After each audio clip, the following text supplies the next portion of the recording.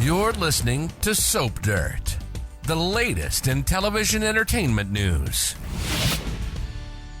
Hey, Days of Our Lives fans, I've got your early weekly spoilers for May 5th through the 9th. We've got JJ pestering somebody, Steve stepping up, and Belle really tempted. It's Belinda from Soap Dirt, and let's get right into it. As we always do on Early Edition Day, we talk about what's coming the rest of this week and then what's ahead for next week. So with that in mind, on Wednesday, April 30th, Kayla is chatting with one of her associates at work, Dr. Jeffrey Russell. He's the guy who's working on a powerful new drug to treat sepsis. Kayla is pleading with Dr. Russell to give her the drug to save Bo's life, but Dr. Russell says no, it's not at that stage yet, and he just can't do it. Not legally, not ethically. There's been no human trials. That would make Bo a guinea pig. It's not even remotely legal. Then again, he's not in the U.S., so if they can get the drug, if where he's at, the laws don't apply. But in America, not legal. Johnny's at the mansion since Chanel tossed him out over the whole adoption thing. And both of them think that EJ is still stuck at University Hospital. So he's staying there right now. And Paulina heads over to the mansion for a serious chat with Johnny about crushing her daughter, Chanel. And Paulina also talks to Chanel and is offering her some hope after, Johnny crushed her mom dream. Maybe she hears something from her son-in-law that encourages her. Susan brings EJ home from the hospital, and that means Johnny is not going to stay there a moment longer. He's not going to want to be under the same roof. Looks like he's going to get a room at the Salem Inn. But first, Susan talks to Johnny, and then she reports to EJ that his son is hiding something dark. We're going to get flashbacks to that confrontation on the night EJ was shot with Johnny holding a gun on his dad. So we'll have to see if it's Johnny who's thinking about it, or if these are EJ's memories unfogging, or if it's Susan's premonition.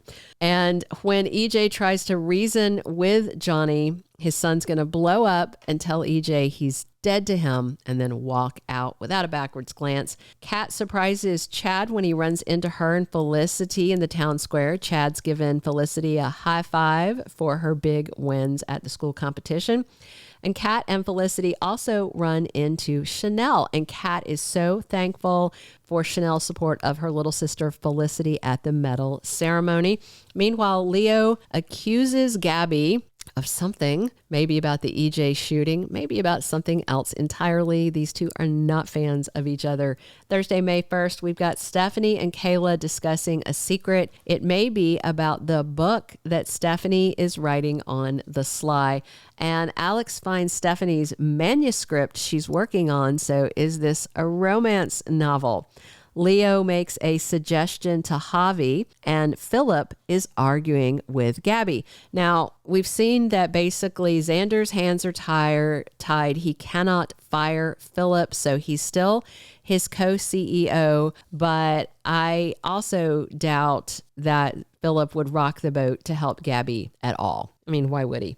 And on the subject of Titan, Xander puts his head together with Alex, who's a Kiriakis he can actually trust.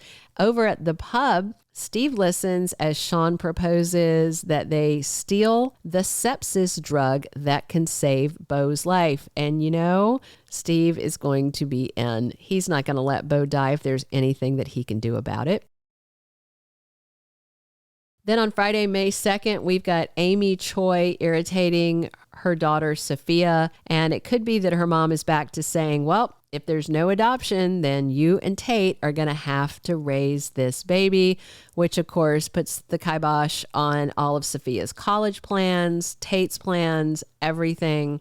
Marlena has some advice for Belle, and it may be to walk away from EJ despite him swearing he's changed. Xander listens to some guidance from Sarah, and it may be about forgiving Philip. Rita gets a new assignment from her boss, EJ, and I wonder if he's going to have Rita do a bad thing or if he's just going to have her trying to get information from him from events that he's forgotten. Johnny is stunned when Tate shows up at his room at the Salem Inn and assaults him. Johnny backing out of the adoption is ruining Tate and Sophia's plans and their lives. The week of May 5th through the 9th, we've got EJ trying to figure out what he's forgotten leading up to the shooting and the day of the shooting and the shooting itself. So he may have tasked Rita to find Reckell Blake, since that is the crux of Kristen's anger and why she was waving a gun in his face. Hopefully, Johnny's going to get a wake-up call and backtrack and tell Chanel that they can take the baby. We also have to wonder if it'll be Julie that finds out that Doug 3 is staying at a homeless shelter, or maybe Holly will intervene and he won't ever wind up there. But it's kind of sad, right? Steve and Shawn are plotting the heist of the drug to save Bo's life. Question is, will Kayla turn a blind eye, or will she actually aid and abet them stealing? Realistically, if Dr. Russell notices some of that drug is missing right after Kayla asks him about it, she needs a rock-solid alibi. Plus, JJ wants Gabi to forgive him, but arresting someone else is going to be the best thing to alleviate the tension. So look for JJ to circle back around to EJ to see if his memories are coming back, because he really wants to put the cuffs on somebody. Jada comforts Shawn as guilt overwhelms him and he risks everything to save his dad, Bo. And we also have to ask how long until Belle Black can't resist the pull towards EJ and is over there at the DiMera mansion playing kissy face with him.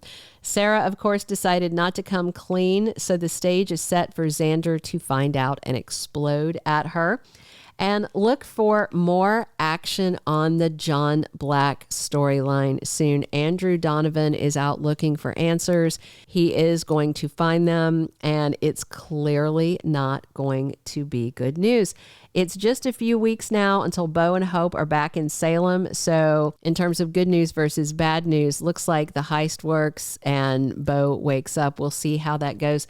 I also want to mention, this is super cool. Martha Madison, Brandon Beemer, Dan Feuerriegel all participated with some other cast members in a walk to end pancreatic cancer. They did it in honor of castmate Drake Hogestyn, who of course lost his life to that cancer. They raised $58,000 out on a wet, rainy day in LA. They did a walk and they all got wet. There was a bunch of cast members there. I'll show you the picture. Cherie Jimenez is in there, Stephen Nichols, Tina Huang, Kennedy Garcia, and others. Even Days alum Tamara Braun was out there walking. Thank you for being a loyal listener. Follow us wherever you get your podcast, because you don't want to miss the next episode. Soap Dirt is on all the major podcast platforms, including Apple Podcast, Spotify, iHeartRadio, and more.